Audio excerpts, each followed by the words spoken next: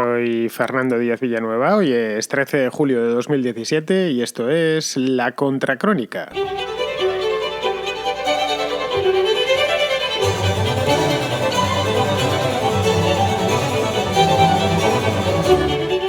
El expresidente brasileño Luis Inácio Lula da Silva fue condenado ayer por un juez federal, un juez llamado Sergio Moro, a 9 años y medio de cárcel por corrupción pasiva, concretamente, que no sé a qué responderá esa figura legal en Brasil, pero vamos, debe de ser que lo dejaste pasar o algo así. La condena es a cuenta de un apartamento de lujo que, según estima este juez, pues fue un cohecho que recibió el expresidente Lula de manos de una constructora llamada OAS o OAS. No sé exactamente cómo se pronunciará el nombre de esa constructora. La cuestión es que esta constructora está inmersa en el caso Petrobras, que es algo así como la madre de todas las corrupciones, al menos en Brasil. Lula en principio no ingresará en prisión, o no ingresaría en prisión todavía. Tiene que ser ratificada esta sentencia y luego puede apelar. Y entiendo que apelará por la cuenta que le trae, porque pasarse 9 años y medio en prisión pues no es plato de gusto para nadie. Pero vamos, aunque el recurso le saliese bien, aunque la condena no fuese ratificada, esta sentencia arruina para siempre, Lula no está tampoco, digamos, en el principio de su carrera, el reinicio de su carrera política. Él quería volver de nuevo a la política, estaba en ello, que interrumpió en 2010 al término de su segundo mandato presidencial, cuando le pasó los bártulos de la presidencia a Dilma Rousseff. Y con su carrera, con la carrera política de Lula da Silva, queda también enterrada definitivamente la carrera de una ideología, la del socialismo bonito que representaba Lula y que se encontraba ya, la verdad, para que vamos a engañarnos, dando sus últimas boqueadas.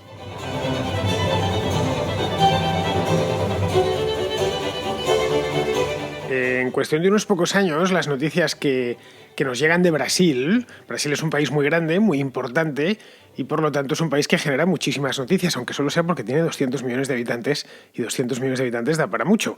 Y bien, además es un país cercano, desde luego a España y a todos los países hispanos, y las noticias de Brasil o siempre están produciendo noticias. La cosa es que en los últimos 10, 15 años la cosa ha ido evolucionando. Empezó, si nos vamos al año 2005, por ejemplo, pues todo lo que salía de Brasil eran noticias sobre la euforia económica del país. Acordaros, era hablar de Brasil, era hablar de lo bien que iban las cosas, del dinero que se estaba haciendo allí, de las oportunidades de empleo que tenía uno en Brasil, de cómo empresas brasileñas estaban convirtiéndose en multinacionales, de la cantidad de gente que estaba saliendo de la pobreza. Se calcula que en la década milagrosa llegaron a salir como 30 millones de personas, una barbaridad. Luego se pasó a las noticias propiamente deportivas o de grandes eventos, en concreto el Mundial de Fútbol y luego las Olimpiadas. El Mundial de Fútbol fue en el año 2014 y las Olimpiadas en 2016. Pues bien, de esas noticias, digamos, positivas, se ha pasado a noticias eminentemente negativas. La crisis económica primero y luego la corrupción, que va atada a la crisis económica y con ella la crisis política, es decir, la crisis multiorgánica. Ambos extremos, de hecho, se dieron cita en las Olimpiadas del año pasado, en el curso de las cuales pues se pudo ver el cartón a un país que lo iba a ser todo, porque Brasil lo iba a ser todo hace solo 10 años, y que ahora renquea carcomido por una corrupción que es oceánica, que es omnipresente. A mí esto de Brasil me recuerda tanto, pero tanto a lo que nos pasó en España, que a veces pienso que para entenderlo bien, lo que está sucediendo en Brasil y lo que les está sucediendo a los brasileños, hay que haber antes vivido en España, que es como lo que está pasando allí nos pasó a nosotros con algo de adelanto, con unos años de adelanto, pero algo similar. Supongo, no estoy en Brasil y por lo tanto no tengo una percepción directa del vivir en un lugar o el estar en un lugar, pero vamos, me consta que hay algunos oyentes de La Contracrónica que están viviendo allí y por lo que tengo leído, la sensación en la calle es muy parecida a la que podía haber en España allá por el año 2010, 2011, ¿no? Ese sentimiento de frustración trufada con indignación, y es normal porque las malas noticias económicas, el desempleo, la falta de expectativas, etcétera, pues a eso se le une el hecho de que los brasileños, que por otro lado ya lo sabían, pero al final cuando baja el agua siempre esta imagen es muy gráfica, la empleo muy a menudo, pero es que es tal cual. Cuando baja el agua de cualquier de un lago, de un río, de lo que sea, de un estanque, lo que se empieza a ver es toda la mierda que había abajo y que antes, cuando estaba el estanque lleno, pues no se percibía, ¿no? Y ahora se ha percibido, de manera directa además, que la política brasileña es lo más parecido a una ciénaga o a un organismo enfermo, que allá donde uno toque sale pus, brota pus. Y lo de Lula da Silva de ayer es la confirmación definitiva. No tanto por la gravedad del caso, que es grave evidentemente, porque este hombre fue presidente de la República durante 8 años, creo, del año 2002 a 2010, una cosa así, sino por su condición icónica de presidente de la nueva izquierda hispanoamericana. Es decir, Lula da Silva acaba de ser condenado por este tema del apartamento, que no es especialmente grave en principio. Si le vemos, pues un apartamento que le regala una constructora, el ABC de la corrupción en cualquier país, una constructora que quiere favores o recalificaciones o trato preferente en la política, en el gobierno, y que a cambio, da un obsequio al gobernante o a los amigos del gobernante o a quien pueda interceder a su favor, ¿no? A ver, no es un apartamento cualquiera, no es que le regalasen un apartamentito pequeño en Río de Janeiro, es un apartamento, no es como lo que podamos tener nosotros en la cabeza como apartamento, es un triplex, si duplex son 2 plantas, pues triplex son 3, un apartamento de lujo, de máximo lujo, completamente amueblado y reformado. Está en una zona del estado de Sao Paulo, al sur de Sao Paulo, en la costa. Sao Paulo no tiene costa, pero está muy cerca, creo como a 100 kilómetros, una cosa así. Pues en la costa hay una isla, que es un lugar turístico y de retiro, una ciudad balneario que se llama Garujá. Es un lugar tradicional de descanso para los paulinos que van allí. Pues allí es donde se los regaló. Pero vamos, si fuera solo esto no habría gran problema. Se aplicaría el refrán ese que dice: por un perro que maté, mataperros me llamaron. Pero claro, vamos a ver si me entendéis. Lula no solo ha matado un perro. Lula tiene 4 causas penales más pendientes aparte de esta. Es decir, ya digo, no ha matado un perro, tiene una perrera montada. Además de la historia esta del apartamento en Garujá, está siendo investigado por si la constructora Odebrecht, una vieja amiga de la corrupción en general en toda Latinoamérica, e incluso de este programa, porque le dediqué un programa hace unos meses solo a Odebrecht. Es tan amplio el caso que casi se podría hacer un programa de radio semanal sobre los asuntillos de Odebrecht por el mundo, los asuntillos turbios, quiero decir.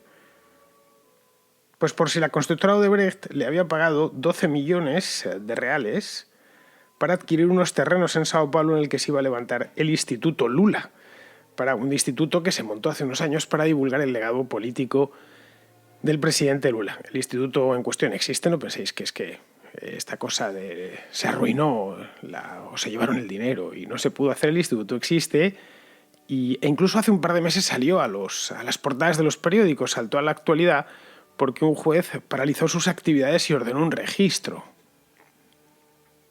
Es decir, que estas veces que empieza todo a apestar, empieza todo a oler mal, incluido este tipo de cosas, casi del programa social de los presidentes, el Instituto Lula, donde se va a hacer, serán exposiciones, charlas, debates y cosas por el estilo, y tendrán unas fotos allí. No sé si habrán colocado la mesa en la que hacía las tareas del colegio cuando era niño.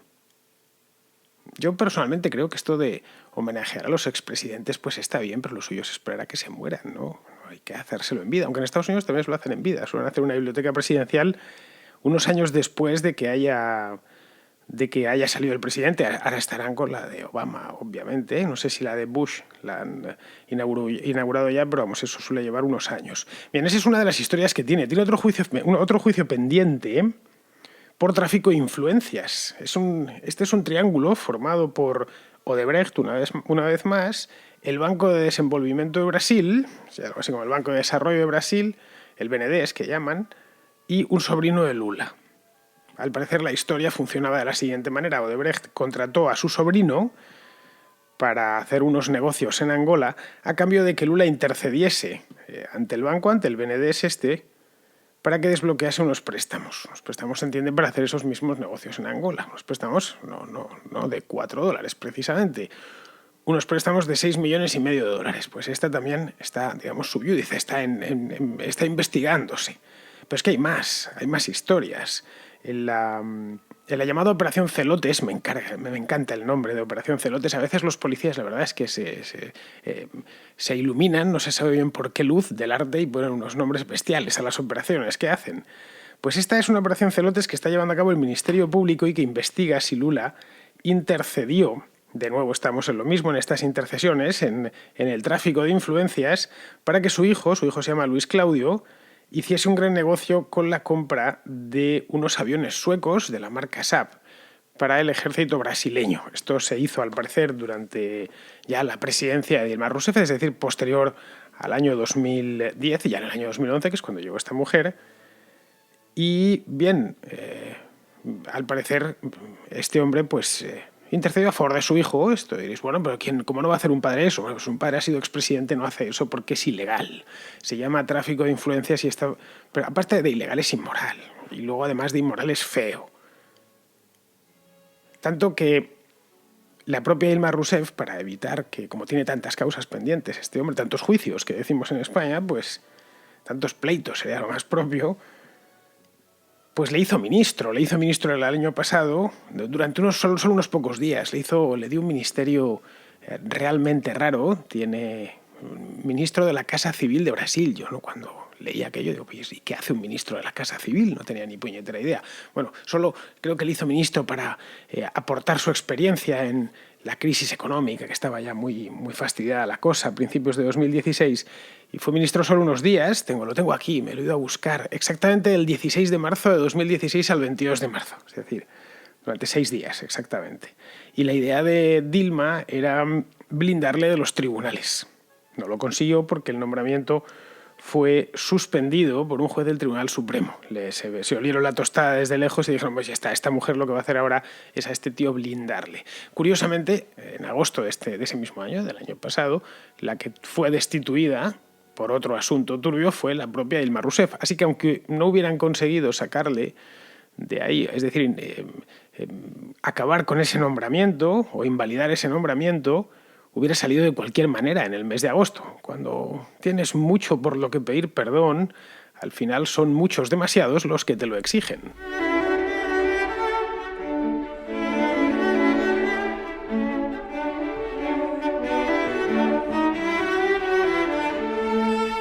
Pues como veis, a este no le han echado del paraíso. A Lula da Silva, no le han echado del paraíso por una manzana, por comerse una manzana de aquella manera. No, le han echado del paraíso por muchas peras. Luego, la principal baza de la defensa que ha empleado durante este juicio del apartamento en Garujá, que ha sido la de que está siendo sometido a una cacería in misericordia por parte de, bueno, ya sabéis, de la derecha y del Ministerio Público que representa a la derecha y todo esto. Los políticos son muy graciosos cuando les persiguen, siempre están buscando eso mismo, están buscando culpables, porque ellos en principio nunca tienen la culpa de nada, aunque todo parezca o todo indique que la tienen. Pues esta baza de la defensa que tiene, yo creo que no se sostiene, es decir, que se cae por la base. Primero porque no es una cacería en tanto en cuanto está siendo llevada a cabo por jueces del Ministerio Público, de la Fiscalía, digamos, o del Tribunal Supremo, sí, y no un juez de un juzgadillo perdido, sino los más importantes del país. Y no es una cacería porque está teniendo todas las garantías que ofrece un Estado de Derecho, y en este aspecto Brasil sí lo es. Los jueces a la vista hasta que son independientes. Están detrás del propio presidente actual de Brasil, de Michel Temer, que le hizo una contracrónica el mes pasado. Y que lo mismo le dan a los unos que a los otros. Además, en el caso de que, no sé, pongamos por caso que fuese una cacería, que fuese cierto lo que dicen sus defensores, es que están haciendo una cacería contra el presidente Lula. Bueno, en ese caso, caray, Lula se lo ha puesto muy fácil, porque no es uno, no es dos, no son tres, son 5 procedimientos, y los 5 relacionados con lo mismo. Esto me lleva a concluir una cosa, y es que si el presidente, ojo, y no cualquier presidente. Estamos hablando de Luis Lula da Silva, que es, ya decía, el presidente más icónico del nuevo socialismo hispanoamericano junto a Hugo Chávez. Pues si el presidente, si Lula da Silva estaba dedicándose a esto, ¿qué no harían por debajo de él? Es decir, si lo estaba haciendo el presidente, ¿qué no haría el vicepresidente, los ministros y todo lo que hay por debajo? La pirámide gigantesca que cada vez se ensancha más en cualquier organización política. Porque la corrupción puede aparecer en cualquier punto del Estado. Nadie está libre. Incluso en los países más limpios y más modélicos del mundo aparecen casos de corrupción, o de una empresa. Siempre puede aparecer un sinvergüenza, un tío inmoral, que decide llevarse lo que no es suyo. Pero solo prospera y se consolida cuando se instala en la cabeza de ese organismo, ya sea el Estado, de un ministerio, de un cuerpo de policía, de una empresa, la que sea, de un departamento de una empresa.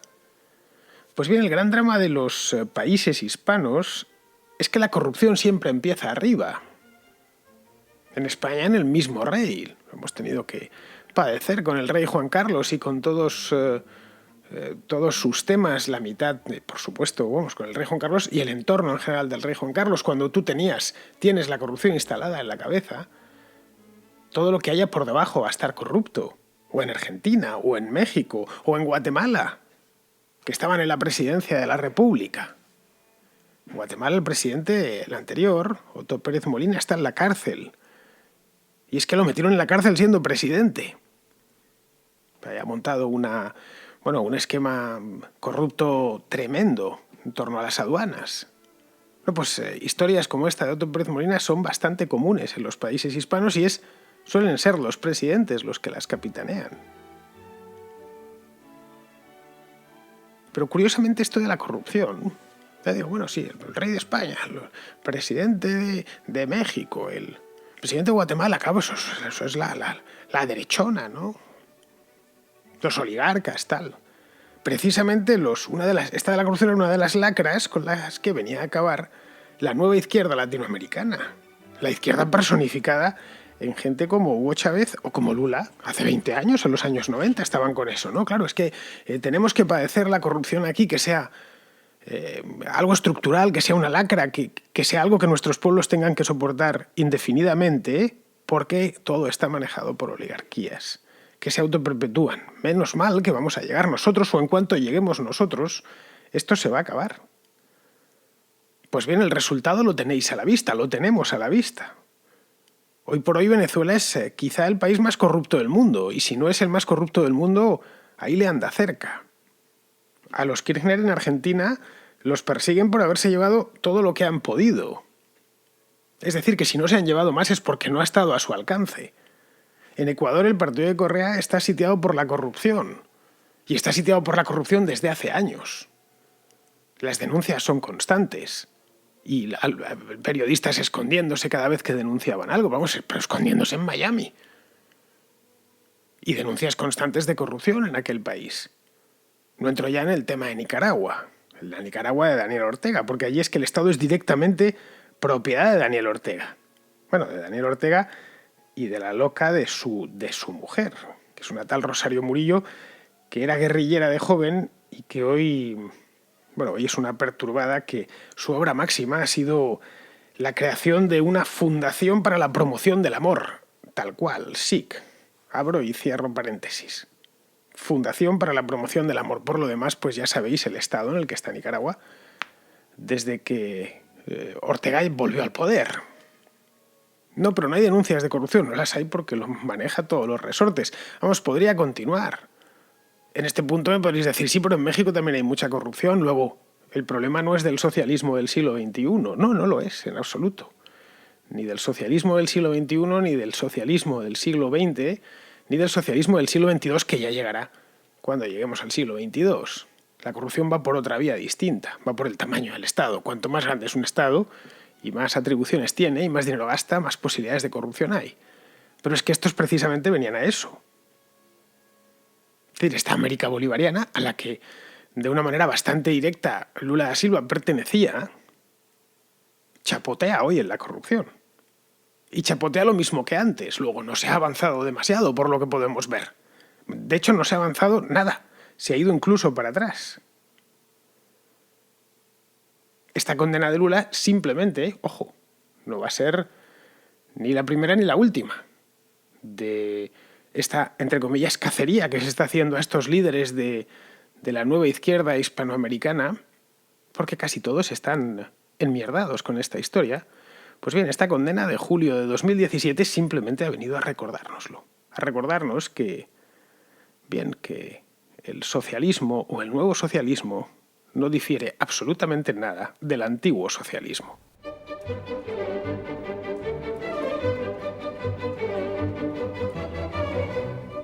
Vyacheslav, que es este ucraniano que habla español como si fuese de Salamanca, pero que vive en Alemania, tiene un tema medioambiental, más o menos aproximadamente medioambiental, que al parecer le trae por la calle de la amargura. Hola Fernando, yo vivo en Alemania y como sabes bien, las cuestiones medioambientales son muy importantes para los votantes alemanes. Yo, sin embargo, con tanta información no he decidido qué postura debo adoptar al respecto. También sabes que los liberales decimos que la libertad de una persona se termina donde empieza la libertad de otras personas. A raíz de estas afirmaciones, te quería preguntar si podemos considerarlo una violación de la libertad de una persona que quiere respirar aire más puro por motivos de salud y se ve obligada a respirar aire contaminado por aquellos que prefieren ir en vehículos con motores diésel o con motores de alto consumo. ¿Deberíamos prohibir a ciertos tipos de vehículos circular por nuestras ciudades? ¿Creéis que el Estado debe intervenir mediante impuestos para incentivar la producción y la compra de coches de bajo consumo? ¿Te parecería bien si hubiese algún tipo de legislación que castigara con multas a aquellos que, a pesar de altos impuestos medioambientales, insisten en conducir coches que consumen mucho combustible? Pues mira, Vyacheslav, eso de lo que nos hablas se llama externalidad en economía. Es una de las palabras, yo creo, que se enseñan, de los términos que se enseñan en primer curso de la carrera de economía e incluso en el bachillerato, ¿no? Es decir, una fábrica, por ejemplo, pues tiene una externalidad clara que sería el ruido. Bueno, puede tener unas cuantas. Puede ser el ruido, puede ser la contaminación del aire, si está una acería, una fundición, pues tiene, bueno, esas también hacen bastante ruido, pero sobre todo lo que contamina el aire, o una central eléctrica, una central térmica, estas de carbón, pues echan humo negro a la atmósfera. Pueden tener otro tipo de externalidades, como puede ser ciertas industrias, tienen externalidades de que alrededor pues hay mucho tráfico. Una nave de estas de logística, ¿no? Si vamos al depósito general de Amazon en cada de las ciudades, por ejemplo, el que hay cerca de Madrid, pues lo que hay es mucho tráfico de camiones y de furgonetas que están yendo y viniendo. Eso es una externalidad de ese centro logístico de Amazon o de cualquier otra empresa, ¿no? Es decir, todas las actividades humanas, todas tienen una externalidad. Y vamos, inevitablemente, las actividades industriales, pues mucho más, o vamos, las actividades propiamente económicas, ¿no? Estas externalidades se pueden eliminar eliminando la actividad. Sin más ni más, oye, que la central térmica esta de carbón echa humo, pues vamos a quitar la central de carbón. Bueno, pues que te quedarás sin electricidad también. A mí no me parece una buena idea eso de, como lo de muerto el perro, muerta la rabia. Sí, pero también está muerto el perro, no lo olvides. Te has quedado sin rabia y te has quedado sin perro. Lo suyo será curarle la rabia al perro si puedes, o si no puedes, al menos aislarlo. Si te gusta todavía ver al perro, vamos. Esa sería una opción, poco recomendable, ya digo, aunque es la que muchas veces se persigue. Hay que cerrar como sea, los decrecentistas están por esa solución. Es que se produce demasiado y hay que producir menos y tenemos que vivir como antiguamente, consumiendo mucho menos, comiendo menos y peor necesariamente, y teniendo menos cosas. Así que, bien, produzcamos menos y por lo tanto habrá menos externalidades. Esa sería la opción, digamos, decrecentista, y en la que cae pues, una parte considerable de la izquierda occidental. La otra es que la comunidad política, quiero decir, pues pida una indemnización por una compensación, ¿no? Por la externalidad.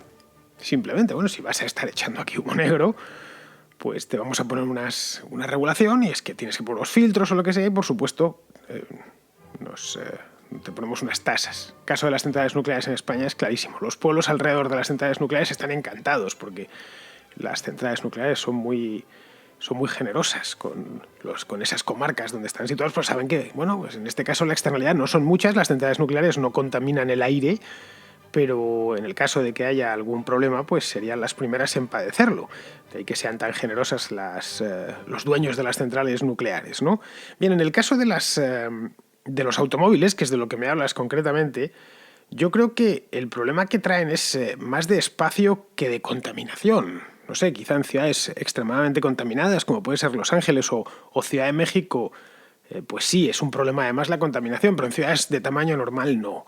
El problema principal yo creo que es el espacio, es que no hay espacio. Es decir, que en el centro de las ciudades simplemente no caben y no queda otra que regular su tráfico. O directamente impedirlo, como se ha hecho en muchos casos y como a veces se tiene que hacer cuando no caben en una ciudad, como he dicho muchas veces aquí, medieval, ¿no? O calles muy estrechas, pues no puede entrar el automóvil porque no entra directamente. O entran 5 coches pero no entra ninguno más. Lo que ya no me parece tan bien, enlazando con otra parte de tu mensaje, o directamente no me parece de ninguna manera, me parece fatal, vamos, es que el gobierno incentive la compra de esto o la compra de aquello mediante subsidios. Es decir, que me quite mi dinero del bolsillo para conseguir que el vecino se compre un coche eléctrico. Eso me parece bien. Que el vecino haga lo que le dé la gana. Otra cosa es que la mejor manera, dices, es mejor que el vecino tenga un coche eléctrico o de gasolina. Pues no lo sé, es mejor lo que él crea que debe de tener. Evidentemente, si los coches eléctricos a él le van a reportar algunos beneficios, como que no va a tener que llenar el tanque de gasolina todas las semanas. A cambio, pues tendrá que cambiar la batería. Desde luego, la decisión la tiene que tener él, que el dinero para algo es suyo, ¿no? Pero vamos, es exactamente lo que se está haciendo. En este caso, ya sabéis que las regulaciones con todo lo que sea producción y lo del tráfico es brutal. Y lo del tráfico, la industria del automóvil en general, pues se gastan cantidades ingentes de dinero.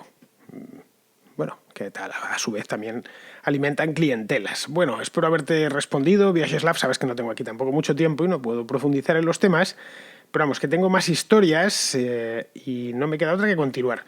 Tengo un mensaje de Gonzalo, que es un oyente de Madrid, que quiere tirarme de las orejas y lo quiere hacer por la respuesta que le di ayer a Guillermo. ¿Os acordáis? Los que escuchasteis el programa, este venezolano que vive en Dinamarca, que a su vez me pegaba la bronca, en cierto modo, nos la pegaba en general a todos los españoles, no solo a mí, porque, teníamos a gente como Cao de Venós o como Pablo Hasél, y que a él y a muchos venezolanos les parecían personajes sorprendentes, cuando menos sorprendentes. En la contracrónica de hoy has publicado una nota de voz de Guillermo, un oyente venezolano que hace una reflexión bastante interesante sobre la extrema izquierda en España. Tú le quitas hierro a lo que dice él, a su reflexión, hablas de 200 frikis y poco menos que te parece que es una anécdota lo que él nos comenta. Yo quiero llevarte la contraria porque me parece que estamos ante un movimiento bastante preocupante y bastante serio. Y lo dicen las cifras. Podemos tuvo 5.049.734 votos en las elecciones generales de junio de 2016, lo cual representa un 21,1% del electorado. Estamos hablando de un partido que, como todos sabemos, es de sobra conocido, está financiado por el chavismo y por Irán. Mantiene posiciones claramente radicales en muchísimos temas. Cuando hay la oportunidad de condenar un atentado terrorista, se ponen de perfil. Cuando hay un homenaje, como puede ser el caso de Miguel Ángel Blanco, recordando el 20 aniversario de su asesinato, pues se resisten a reconocer y a homenajearlo debidamente. Para mí es un partido que tiene una vocación totalitaria, sin ninguna duda, que si puede acabar con la libertad de expresión, lo hará, y se pone la piel de cordero, como ya ocurrió en Venezuela con el chavismo. Entonces, me parece bien tu buena intención, el no transmitir un alarmismo sobre lo que pasa en España, pero el año pasado salvamos un punto de partido en las elecciones generales y creo que no hay que tomarse a broma este asunto. Así que espero tu respuesta, porque desde luego lo vas a tener complicado para convencerme. Un abrazo. Pues, a ver, Gonzalo, yo no subestimo a los extremistas, ni mucho menos, creo que todo lo contrario. Yo fui uno de los que advirtió de lo que venía en España. Que yo daba en llamar en aquel entonces el perroflautismo, ¿no? El perroflautismo a llegar, creo que la primera vez que lo puse en Twitter fue en 2011. Y ya de antes, no hay más que ver en mi página web la cantidad la categoría de la etiqueta perroflautismo, mira desde cuándo hay artículos escritos y cosas por el estilo, ¿no? Vídeos y demás. Mis videoflautas son de muchísimo antes de que apareciese Podemos. Entonces, todo eso ya lo decía, esto viene. Ahora bien, estarás conmigo en que tíos como Cao de Venós o como Pablo Hasél pues no son representativos de nada. Vamos, más allá de representativos de su propia chifladura. Es de lo único. En el resto no representan a nadie, se representan a ellos mismos y punto. Ya comentaba ayer que no han montado un partido, ni un movimiento social, ni nada de eso. Lo que sí es cierto de lo que dices es que no hay que subestimar las corrientes ideológicas, sobre todo cuando son corrientes de fondo que traen fuerza y que van ganando adeptos. Y hay que estar siempre vigilante. Esto es lo que viene. Esto es lo que viene y estos tipos quieren hacer estas cosas y van captando voluntades, ¿no? Han escogido el momento adecuado y demás. Eso sí es verdad, pero vamos, Cao de Venós y Pablo Hasél, te aseguro que voluntades pocas, más allá de las voluntades que puedan capturar de algún perturbado, ¿no? La gente normal y corriente y muchísimo menos mayorías, pues sinceramente, te lo digo de verdad, con el corazón, no lo creo. Muy bien, pues nos acercamos ya al final del programa y como tal, llega el momento de Pizarro, que nos va a hablar sobre el Russiagate. El escándalo ruso es otro suma y sigue en el desencuentro y la hostilidad entre Donaldo y sus acólitos y el resto del mundo. A Donaldo le molestan los insultos y las burlas, pero le hieren las humillaciones, empezando por indiferencia, y las traiciones. El establishment useño y mundial y sus más media lacayos no están en posición de serle indiferente, humillarle con un impeachment o traicionarle. Así que siguen R que R con los insultos, burlas y amenazas vanas de reprobación. En cuanto Donaldo entienda algo de politiqués, estarán fritos. Pues, queridos amigos, con esto ya hemos terminado la contracrónica de hoy y solo nos queda despedirnos mutuamente, como os decía ayer, yo de vosotros y vosotros de mí. Hasta mañana, amigos.